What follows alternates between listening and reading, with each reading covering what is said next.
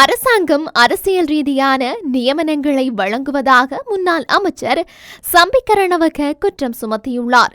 அரச சேவையை அரசியல் மயமற்றதாக மாற்றுவோம் என்று உறுதிமொழி வழங்கி ஆட்சி பீடம் ஏறிய அரசாங்கம் பிழையான பாதையில் பயணிப்பதாக தெரிவித்துள்ளார்.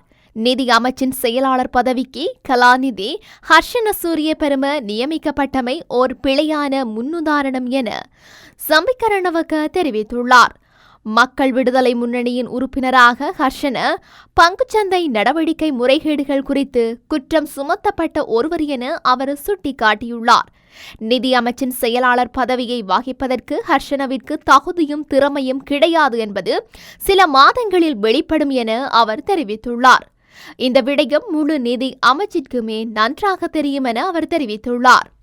நிதி அமைச்சில் அல்லது அரசு சேவையில் நிதி அமைச்சின் செயலாளர் பதவியை வகிக்கக்கூடிய தகுதியானவர்கள் எவரும் இல்லையா என சம்பிக்க கேள்வி எழுப்பியுள்ளார்.